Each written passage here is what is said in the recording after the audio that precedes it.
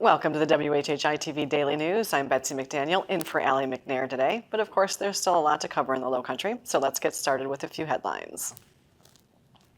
The U.S. Coast Guard is trying to make driving out of downtown Beaufort on the Woods Memorial Bridge a little more driver-friendly, though it is causing some blowback from boaters on the Beaufort River.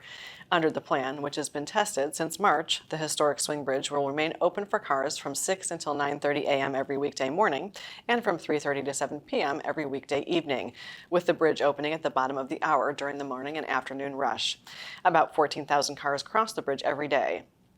Some boaters have raised protests, saying boating tourists will skip the area when sailing up and down the Atlantic coast because of the bridge schedule. A final decision on that schedule will most likely not be made until early 2025. Two jurors who sentenced South Carolina inmate Richard Moore to death, and even the judge in the case, are pleading for Moore's life to be spared before he's due to be executed tomorrow evening. Moore was convicted in 1999 of killing a store clerk in Spartanburg as they wrestled over a gun following a 12-cent shortage in payment. More than 20 people, including the former director of the state prison system, have joined in asking Governor McMaster for clemency for Moore. In 42 pages of letters to the governor, they all say he's repentant and is doing good for family and even other inmates behind bars. McMaster has promised to review Moore's petition for clemency, but no South Carolina governor has offered it to any of the 44 inmates executed in the state since the death penalty was restored in 1976. Moore is set to die by lethal injection at 6 p.m. tomorrow. The home improvement channel HGTV loves the Low Country, and for the second time in less than 5 years, the HGTV Dream Home is being built in our backyard, this time in Bluffton. Described as a classic Southern abode with Low Country charm, the 3-bedroom, 3-bath home also includes a prep kitchen off the main kitchen, a porch off the master bedroom, and even a pet washing station in the laundry room. HGTV interior specialist Brian Patrick Flynn designed the home that is being built by Shoreline Construction. You can start entering to win the home December 17th on the HGTV website, but tours of the home will not be available. Hilton Head was the site of the dream home in 2020. Bentleys and Rolls-Royces will be featured at this weekend's Hilton Head Concours d'Elegance at Port Royal Golf Club, including a 1925 Silver Ghost custom ordered by Howard Hughes.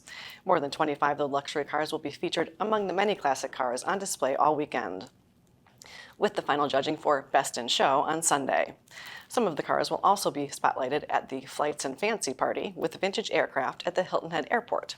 Saturday and Sunday, 24 different car clubs will display nearly 300 classic cars, including 60 years of Ford Mustangs, all weekend on the fairways of the Port Royal Golf Club. We'll have a few more details on this a little bit later in the show. And though it might not be as noisy as the Concours or as tasty as one of our food festivals, the 9th annual Pat Conroy Literary Festival this weekend in Beaufort will have plenty of special moments of its own. This year's festival will pay special tribute to the work of librarians. Thursday through Sunday, visitors from across the country who are drawn to the works of the Low Country legend will enjoy readings, panel discussions, writers' workshops, book signings, and even a read aloud for children and families. Authors like children's writer Kwame Alexander, young adult novelist Kristen Miller, and novelist Cassandra King will lend their voices to the event.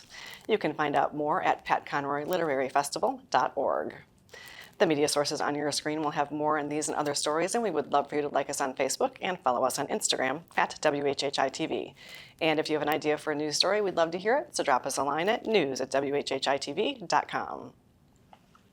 And now here's Justin Jarrett with what happened last night in the Loco. Hey, it's time for Last Night in the Loco on WHHI, powered by LocoSports.com. The Loco has become a hotbed for boys volleyball talent, and the top area squads began their quest for a state title last night with the first round of the South Carolina High School League playoffs. Team Loco's Wes Kerr was in the den, where the Bluffton Bobcats made quick work of Bridges Prep in a Lowco-on-Lowco showdown in round 1, sweeping to a 3-0 victory to advance to a second-round matchup at Philip Simmons. Our serving has been so much better than before. I mean, we had a lot of errors yesterday in practice, but we just got our stuff together. The May River Sharks also took care of business at home in the first round, sweeping visiting Airport 3-0 to set up a rematch with region rival Bishop England on Saturday. The girls take the court tonight with volleyball home games for May River, Hampton County, and Bridges Prep, which is among the favorites to reach Class 2A state title game after a runner-up finish in Class 1A last year. Plus, May River, Hilton Head, and Battery Creek all host first-round matches in the girls' tennis playoffs. And of course, we'll get you ready for another Lowco Friday night with the Lowco Pigskin Preview tonight, previewing all 12 games on the Week 11 slate, including epic showdowns between Bluffton and May River in the Tank and Thomas Hayward versus Buford Academy on Ladies Island. Join us tonight, streaming live at 9:30 p.m. on the Lowco Media Network. For Lowco Sports and WHHI, I'm Justin Jarrett. Until next time, go Lowco. Thanks, Justin. What's coming up in the weather? Let's find out with the Lowcountry Crossbases weather with Maria Soden. Thanks, Betsy. Yep, so taking a look ahead, it does look like we have some beautiful weather in store for us this weekend, and it will be cooling off just a little bit more once we get into next week. So taking a look at Friday, it's going to be sunny to partly cloudy with Hilton Head having a high of 78, low of 66, Bluffton's of a high of 79, a low of 64, and Buford's of a high of 80 and a low of 64. The sunrise for Friday is going to be at 7:40 and sunset's going to be at 6:32. Taking a look at the tides, high tide's going to be at 9:45 a.m. and low tide's going to be at 5:06 p.m. Taking a look into the rest of the week, a little bit into next week, Saturday is going to be partly cloudy with highs in the low 80s, lows going to be in the mid 60s. Then come Sunday, it's going to be breezy with sunny to partly cloudy skies, highs going to be in the mid 70s, lows going to be in the mid 60s. And then come Monday, it's going to be sunny and humid with highs going into the upper 70s and lows are going to be in the mid to low 60s. That's it for your Lowcountry Crawlspaces weather. Let's head it back to the desk.